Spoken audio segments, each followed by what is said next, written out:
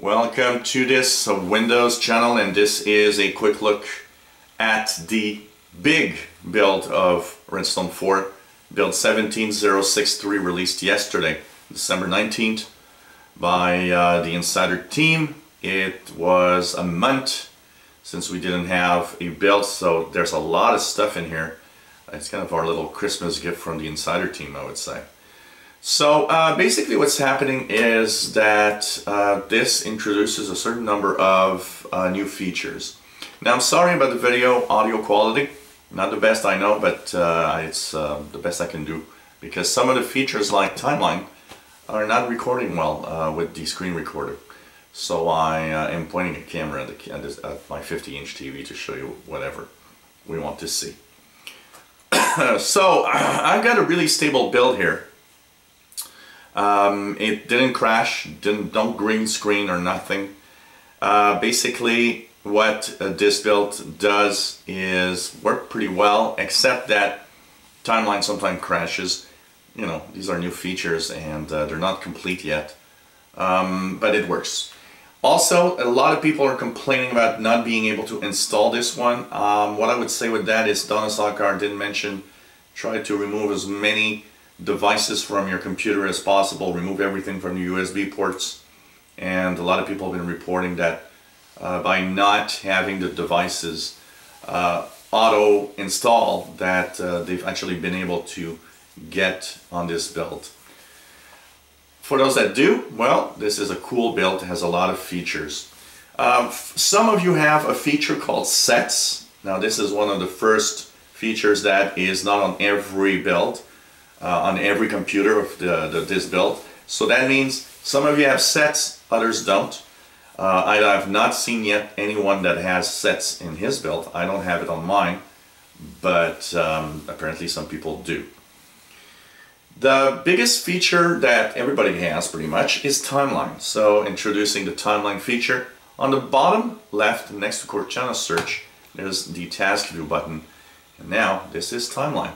So you can see what you have done in the past days with your computer. It's recorded. You can click the activities and see what you did today. So here's 4 p.m. and as you go back, you see that you go back into, you know, different time, space, time, basically from the past of today, and it's pretty cool for that.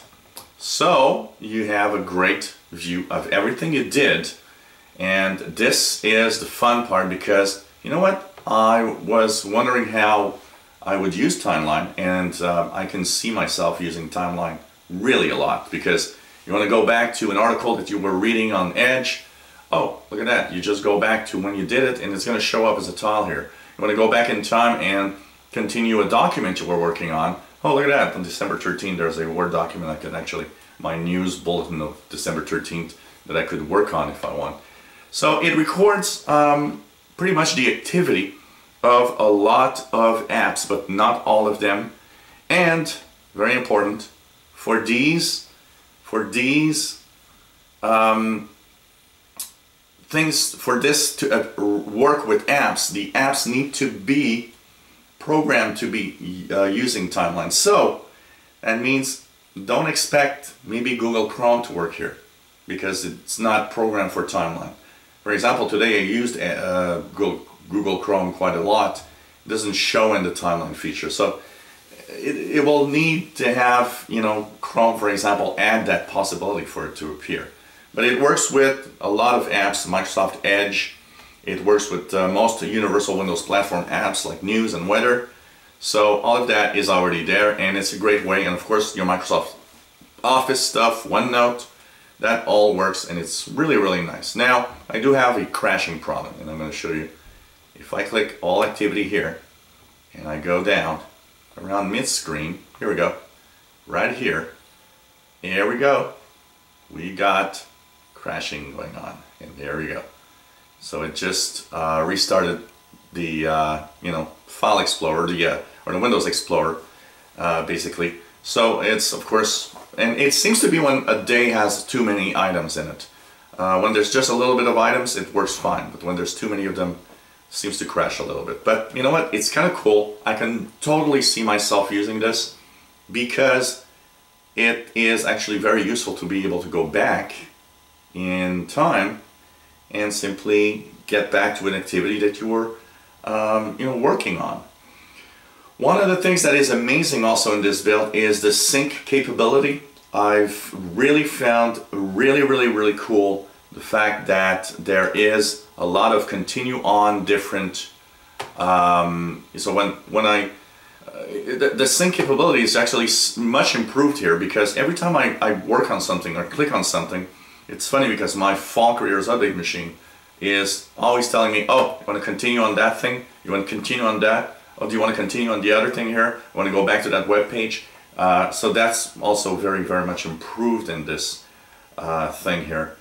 And that brings, of course, a new privacy center option. So if you go in the privacy center in the settings, you will see that there's activity history, and this is a new place where you can actually turn on the activity history of the different accounts and the different options that have to do with, of course, timeline. So you can also clear the activity, you can shut it off, and you can also manage the activity info on the web through your Microsoft account if you want to see what's happening with that. So that uses that new little thing. Also, look at that, more beautiful fluent design, amazingly beautiful fluent design, still being worked on. I really find that cool. I really like that fluent design. Look at also the design. Sorry, you see the Christmas lights here. The little flashing lights, colored lights are the Christmas lights, I'm sorry. So the Windows settings have a new look, which is interesting. Now, it did make me a little bit search for the settings, because when you get used to some way of where all the settings are, you kind of wonder, okay, well, you click here and you go there and it works. But I gotta say, I search for the settings a little more with this thing. Cortana has, of course, improvements also. So for example, when you click the Cortana information panel is a little more, a little beautiful, it's kind of tweaked and more beautiful. You also will have cards. So if you have reminders, for example, each reminder will open up in its separate card. They've kind of tweaked all of that. Cortana will have reminders of, you want to continue resume from other devices with different things that I've seen mostly on the Fall Careers Update appear. It doesn't seem to be working well on the other side, from my Fall Careers Update to the Redstone 4 update, and that's where I wish I had my other Insider machine to test that out. There's also the shortcut key, so if you want to go to timeline feature, you can choose Windows key and tab, brings you to the timeline feature as you go here. So this is pretty cool, and it's a very beautiful, and you click anywhere outside of one of the tiles to get back, by the way, on your screen simply. Microsoft Edge has a few improvements. If you look at Microsoft Edge, you will see first of all the fluent design. So here in the top we see that there's a little bit of fluent design going on, and if you look at if I bring the top here, you could see that the transparencies of the fluent design are there. So there's a few improvements there. The dark theme has been also improved to be a better contrast. A lot of people are complaining the contrast weren't very nice. There's also the sharing panel that has fluent design if you want to share or send things to other places. So this is not too bad. They've also done some improvements. So if you read ebooks, basically there's also improvements on how the ebooks actually work. So for example, on the ebooks now, when you want to change a page, there's an animation, like a slide of the page going, which is kind of nice. The menus have been also improved, so when you actually go on a menu, you will have a better way of searching through these menus. The bookmarks feature also is more beautiful in the way that it actually adds to the bookmark So, you know, they've tweaked all of that to have kind of a better experience, basically, and kind of works nice. One of the things that you cannot right now test out, but that's in there, and Paul Tarot was mentioning that also, there's something called Microsoft Edge now supports service workers. And that means that what we call the progressive web apps, Edge is ready for that right now. So when they do get here, progressive web apps will actually work natively from the Microsoft Edge browser. Also, if you've gone to the store, you know, I did a video a few weeks back, you could get the web media extension packs. Well, in this build, it's automatically installed on Edge, so you have OGG, Vorbis, and Theora that are available within the browser. If you have a touchpad, a precision touchpad on newer machines, you also have something that is quite interesting, which is much more precise and different gestures available. Of course, some of you have sets. I don't have it, so I can't really show you anything with that. Cortana also has some new skills. So for example, you can say, if you want, hey Cortana, play some Madonna.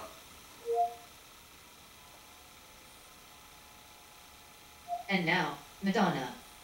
And of course it will give my Groove app.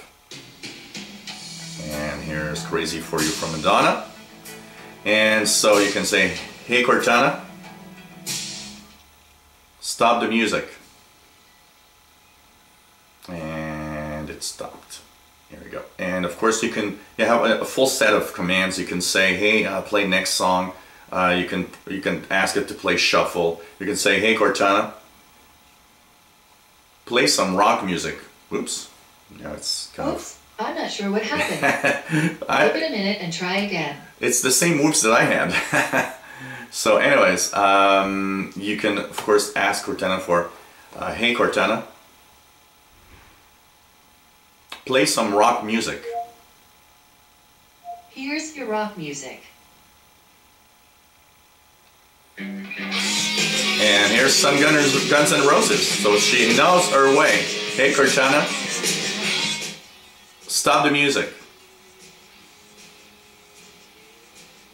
It happens sometimes that you freeze it, so you know you got sometimes to ask a few times. So here we're gonna stop it manually, but she can stop the music as you've seen earlier. When you ask too many commands, I've noticed that it goes a little awkward sometimes. But there's a host of tons of commands like that. You can have her play shuffle. It will also work with Spotify if you have the Spotify app. So just check it out. It's kind of interesting. And of course, you can also ask her what's playing. So when the song is playing, you can say, you can ask her what's that song, what's playing, and she's gonna actually tell you what's playing. So that's pretty cool, I think. And it's fun to have these new features. So kind of cool to see that Cortana has features that are used. I don't know why Cortana is kind of stuck here on the bottom where she wasn't there earlier. Anyways, okay, that's probably why she gets a little some hiccups. Probably freezes a little bit sometimes. More fluent design, of course, in the sharing panel. More fluent design in the slowly bringing up in the File Explorer stuff. They're slowly going to start having different functionalities, including when you're on OneDrive. There's an option in the if you go to OneDrive, you go to the View panel, then you go to the options here on the right side. There's an option that you can actually enable, which is way down here. Always show availability status, which is telling you what's available on your machine or not of the different, either photos or documents or folders, because as we were talking of the OneDrive folder for drive on, files on demand, sometimes the file maybe is not there. If you're offline and the file on demand is actually in the cloud, you need to know. There's some saving of notification drafts You know, sometimes you're typing somewhere and it's like a little oops and the window just closes and you're like, what? Well, apparently there's a way to actually bring that back in here. Chinese stuff in the, of course, the keyboard and all of that, in the Chinese language and on-screen keyboard. What else do we have that we can talk about? Improve my people experience. Now I don't use the people experience in my builds, but they've improved this for those that do use it with you know, more possibilities basically. So it's the panel isn't closed here, but anyways. So anyways, lots of stuff for people that use People app. There's a new rearrange of the drag and drop for files and pictures that you want to send your friends. New animations of all sorts that you can have in there, in the People overflow, and all sorts of little things like that. One cool thing also about the snipping tool. So snipping tool is that little tool that you can use to cut or, you know, and paste part of your screen. And basically, oh, I do have a little problem with Cortana right now. So, you know, these are the little glitches that you see with builds. So for example, let's say that I am going to take a free form snip. Or now I'm going to, of course, click new, and here's the place. So I'm going to take this like this, and here we go. And there, now I have it showing up here. Now before you had to, you know, you could save it, you could do a lot of things, but now you want to edit, you want to add stuff. Look at that, on the upper right corner you got Edit with Paint 3D. You click there, brings your Paint 3D app and brings that screen snip or that object here. And you can, of course, you know, do creative stuff. After all, we are in, right now, creators update style things, so you can actually, you know, start by creating something here, and you can, you know, change this a little bit like this and put 3D objects, and I don't know what's the point and what this is, but basically you get the drift. So it's kind of cool, and you can of course use all of that. It's really, really nice to have that feature. As you see, Paint 3D also has Fluent Design, and actually quite cool. These are actually nice features. I do like that. Of course, the Windows settings I did show you, there are a few things that have changed, but in there, there's first of the gaming option. There's now in game mode a reset button to reset everything from scratch if you've played around with that. So that's also something that's kind of interesting. And the if you go into your network and internet panel, you will see that when you click data usage, your connection, you have a limit that you can set. So you can say, I don't want to, you know, download more than 50 gigabytes in my month. So this will give you 50 gigabytes of data, and then it's going to stop. It's just going to say, no, you're over your limit. So this is kind of interesting. So they've added that, which is very, very nice. There's a few new personalization stuff in the System tab and Display. When you click, you now have the possibility to go to the Advanced Display Settings and check the properties for the display, which was unavailable from there because it was a control panel thing. Now, it does bring you to the control panel, kind of, but still, you know.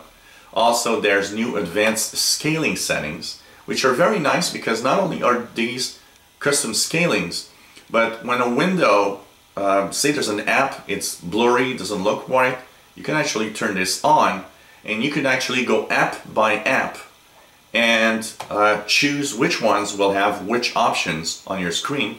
So if one app doesn't look right, you can actually tweak it, and it will be by app, which I think is a very, very nice functionality. You use a local account. One of the things that happens when you have a online account is that if you lose your password, you can't log in. You can use the online possibilities to basically have or to recover your account. But if you use a local account, one of the biggest problems with the local account is the fact that you cannot recover, because if you lost all the information, your local account, you can't go online to recover it. So basically, they've added a new feature, and when you get a local account, you actually can add security questions. You lose your password, you can, from the lock screen, get the security questions that you can answer to actually make things better. Apart from that, there's of course settings. In the display settings, there's the per app override of the global settings if you don't like it.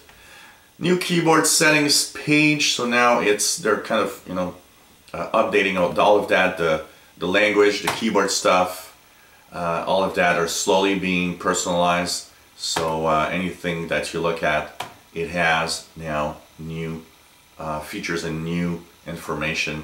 In the advanced keyboard settings, you have more stuff. You also have the region and language display that are a little tweaked, and basically very, very interesting to see all of this. What else do we have in here? Of course, you know, when you want to install languages, there's new ways to install languages. If you use a tablet, for example, that has LTE connectivity for cellular data, there's a new panel in there in the settings that you can actually now say, hey, I want to use Wi-Fi when it's available instead of LTE. Or you can say, when Wi-Fi is not good enough, use LTE also at the same time so that things get faster and so on. I don't have that panel because I don't have cellular connectivity here, but if you do, you will have that panel available. So, you know, data limit management, better data limit management and all of that. Improve per app settings. That was introduced last time. So when you go to, say, your mail app, you can right click on the tile and start.